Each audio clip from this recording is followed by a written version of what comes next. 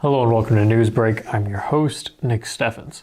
Getting into today's top stories, after 17 years serving on the educational body, Washington School Board President Eric Turner says he does not plan to seek re-election at the end of his term.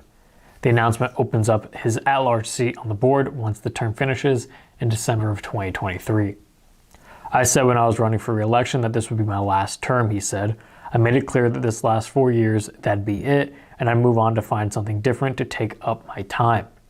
Turner said that his time to step away had come as the last of his 3 children graduated from the school district last school year. Turner has also signaled that he won't seek reappointment as board president in January, a position he's held for the last 15 years. He said the early announcement would facilitate a smooth transition. Turner's time stretches back further than most district officials, working with schools' last 4 superintendents. He said he was happy for all the connections he's made in those years. Henry County Auditor Shelley Barber conducted a successful post-election audit of 2 races in the November election on November 18th of this year. Election workers had hand-counted ballots in Precinct 3 to ensure they matched the totals reported by the ballot tabulator. The precinct was randomly selected by the Secretary of State following Election Day.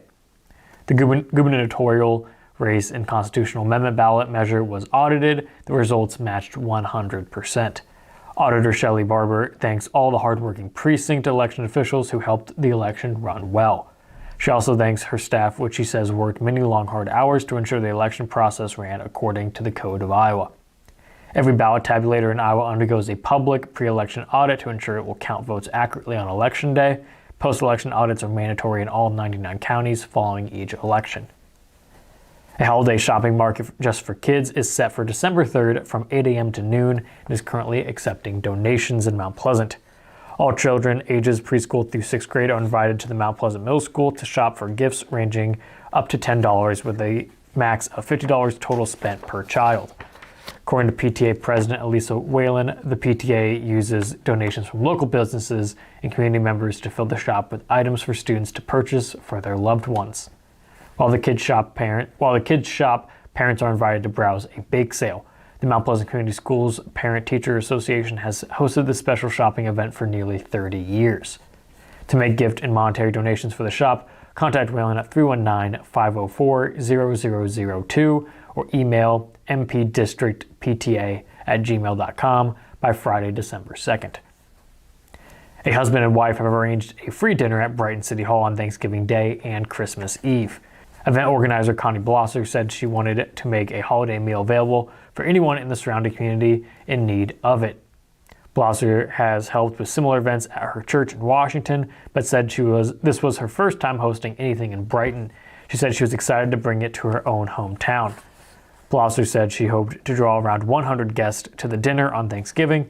Those interested are asked to call ahead and make a reservation by contacting her at 319-591-8119 or emailing tgivingdinner@yahoo.com. Doors open at 10:45 a.m. on Thanksgiving Day and the meal goes until 1 p.m. Dine-in or takeout will be available for both Thanksgiving and Christmas Eve. We're going to take a brief break and we'll come back with the weather and sports.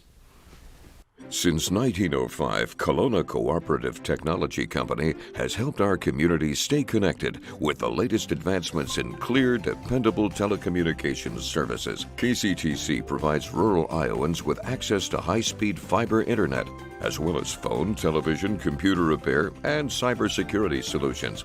We're also proud supporters of local organizations and area schools within the community. KCTC, keeping Kelowna connected. At the Capper Auto Group, we put our customers' needs first and understand that everyone is as different as the vehicle they select. We offer new Ford, Chevrolet, Buick, GMC, Jeep, Chrysler, Dodge, and Ram vehicles in a friendly environment that puts you in the driver's seat. When it comes to service, we maintain factory-trained technicians and competitive pricing. The Capper Auto Group still believes that service after the sale provides the best customer experience. Come see the Capper experience for yourself.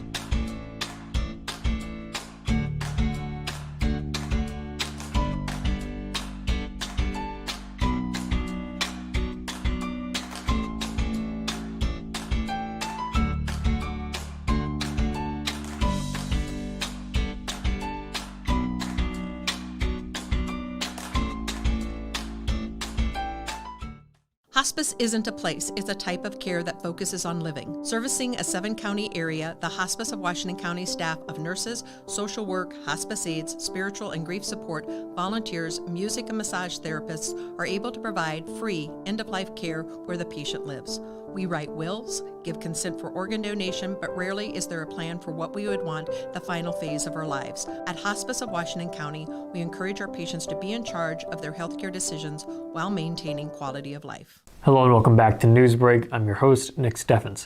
We have the weather and sports coming up, but first, obituaries. Gerald W. Graber of Donaldson passed away on November 20th at the age of 77.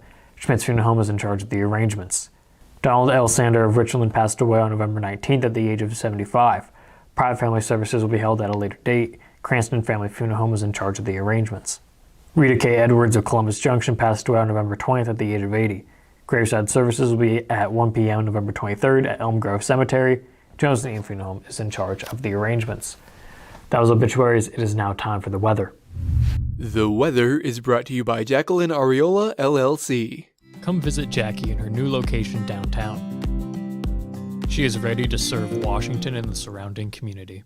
Temperatures have finally reached back up into the 50s today after they dropped to single digits last week. Today has been 51 with mostly sunny skies. Tomorrow it'll be the warmest day of the week at 56 and with mostly sunny skies. For Thanksgiving, temperatures will drop to 50 degrees and it will be cloudy. On Friday, temperatures will continue to drop to 45 degrees and it'll be partly cloudy. On Saturday, temperatures will rise back up to 50 and there is a 35% chance of rain in the evening. We're going to take another brief break, and when we come back, we'll have sports. Federation Bank is a locally owned bank providing award-winning customer service.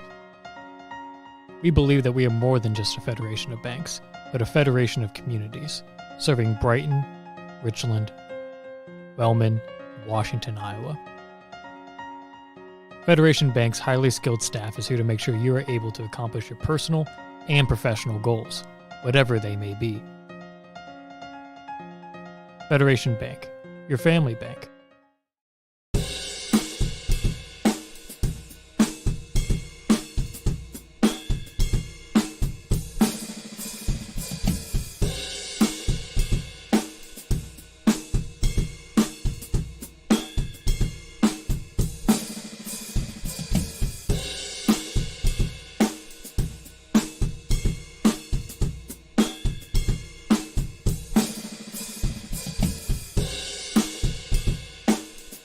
Family owned and operated by Andy and Sarah Ross. Ross Auto has been your vehicle repair and maintenance headquarters since 1935. We specialize in all makes of cars and light-duty trucks.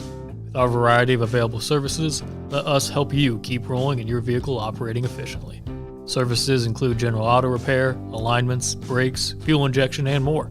Schedule your appointment today at 319-653-5656. That's 319-653-5656.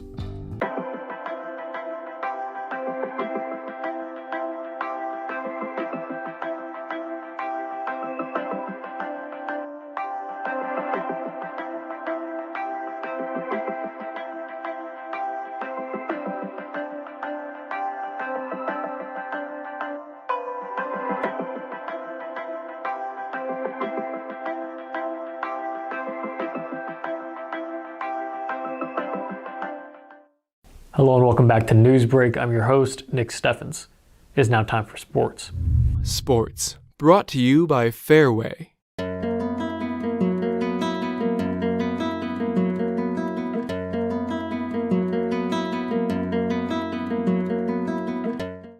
A handful of area girls wrestling teams opened up the first ever sanctioned season in the state of Iowa at BGM High School on Saturday as a historic 2022-23 campaign began. Mid-Prairie notched a historic win at the tournament, scoring 118 team points. Mid-Prairie's victory was boosted by a 100-pound championship by Gabby Robertson. After pinning her first opponent, Robertson won a thrilling title match over Lily Webster of Colfax Mingo, beating her 4-2 on a sudden victory tiebreaker. Mia Garvey brought home a championship for the Golden Hawks at 170 pounds. She pinned two opponents en route to the championship, where she knocked off Katie Yaw of Des Moines Public Schools on a 4-2 decision. Mount Pleasant put together an 11th place team finish, and a lot of that was due to a title at 110 pounds. Ella McNamee brought home the gold for the Panthers. After dominating her first 2 matches of the day, she nipped McFarland of Highland 8-6 via sudden victory in the 110-pound title match. Mount Pleasant had one second-place finish in the junior varsity division. Natalie Parrott took second at JV 120 pounds. A 2-game road trip turned into 2 blowout wins for the Iowa Wesleyan men's basketball team over the weekend. The Tigers blasted Waldorf University 77-47 on Friday and then crunched Valley City State 81-50 on Saturday. Both games were part of the Cobblestone Classic in Forest City. The Tiger men led 32-19 at halftime against Waldorf and never looked back. Alante Pickens scored 18 points as the Tigers started the weekend off on a high. Hakina Dunsey added 16 points off the bench against Waldorf. Henry Shannon scored 14 points. Victor Munoz and Francis Akwosa each scored 6. It was the same story on a different day when the Tigers played Valley City State on Saturday. Iowa Wesleyan once again had a double-digit lead at halftime, leading 41-26, and once again cruised to victory. Shannon put up 23 points in Saturday's win. Pickens had 16. Aksosa had 14. Adunsi scored 10 to give the Tigers 4 double-digit scores. Joy Brown finished the day with 8 points, 8 rebounds, and 6 assists. Carver Locke tallied 8 points on a perfect 3-for-3 shooting display. Iowa Wesleyan is now 8-1, and the Tigers are riding a 7-game winning streak. They will host William Penn University tonight. That's the news for Southeast Iowa. I've been your host, Nick Steffens. This is the Southeast Iowa Union News Break, and I'll see you next time.